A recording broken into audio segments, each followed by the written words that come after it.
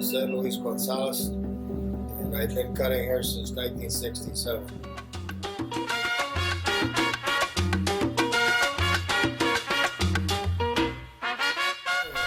When I was 12 years old, I discovered that I had the desire to learn to cut hair. And every time I got out of school when I was 13 years old, I met this fellow named Tony Colon, and I told him that I wanted to learn how to cut hair, so he became my mentor when I was 13. And then I started practicing, and then I was connected to this barber in State and Division named Joe Sanchez, and he got me connected with Moeller Barber College, and I took the test in 1967. And immediately I started working full-time for a man named Pepe, and a barbershop named San Juan Barbershop, which was one of the most famous Puerto Rican barbershop on Division Street. That was in Humboldt Park? Yes.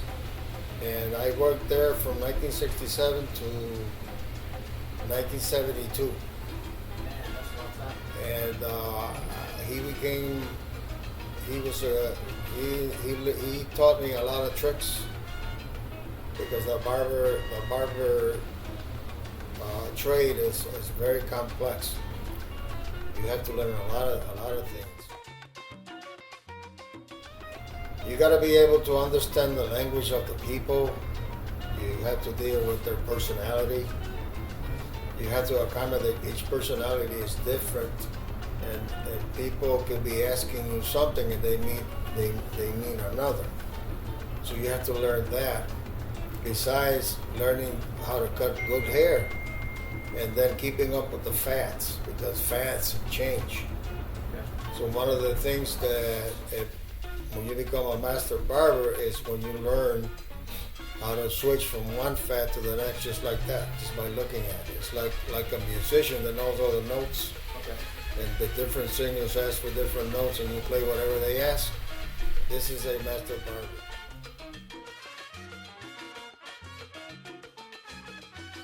.3005 West Armitage has always been a barbershop.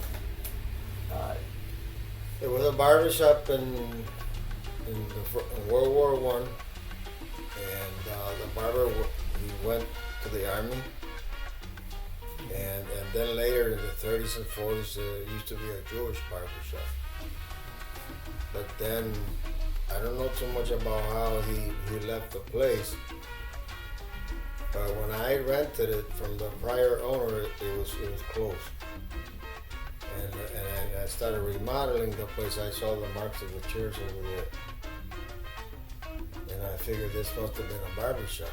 They were on that side. So when I started making new customers, some customers came here that were the other barbers' customers. They were my customer for a long time. I even met a doctor from New Jersey that came here to meet me because I used to cut his father's hair, and he was the other barber's customer too. So it's had its history of being a barbershop for many years. Back then, the styles that we used to do are the ones you see in the movies from the 30s and 40s with the movie stars like Jimmy Stewart, Clark Gable, James Cagney, those Rock Hudson. Those haircuts that you see in those old movies, those were the haircuts that we were masters at. Okay. That type of haircut. And if you couldn't do one of those, then you couldn't make it as a barber. And then a lot of shaves. Okay. Like razor shaves? Yes, straight razors back then. You had a conventional? Yes, you had to do it with the straight razor. If you couldn't hone your straight razor, you couldn't be a barber or strap it on the belt. So we were the honers and the strappers. Okay. And the hot towel shaves back then. Which we also offer here at Joe's Hair Studio.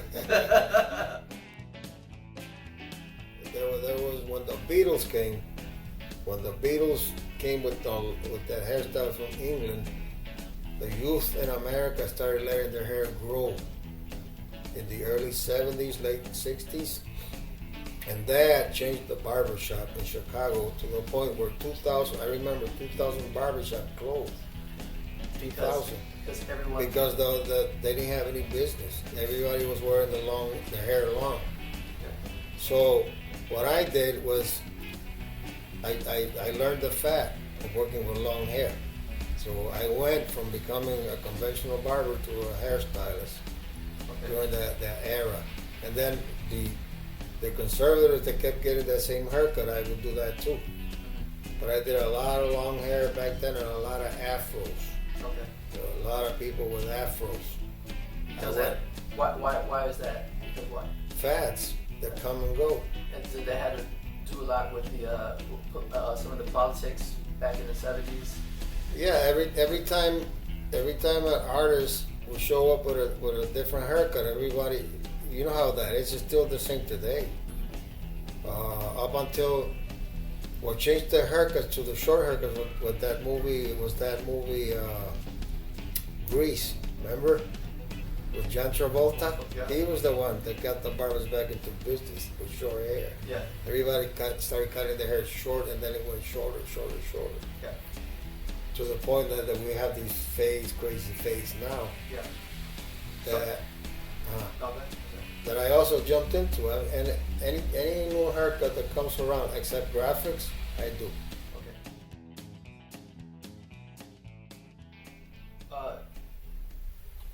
It's retiring time for you, Joe. Why are you retiring? Because it's gonna be 50 years when?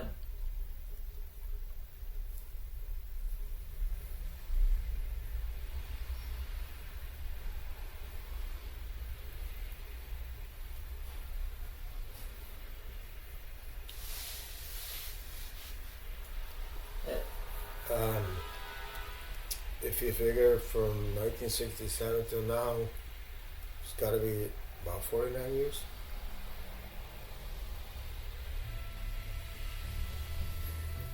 I know that I'm going to miss the social aspect of it, because I've been able to make so many friends.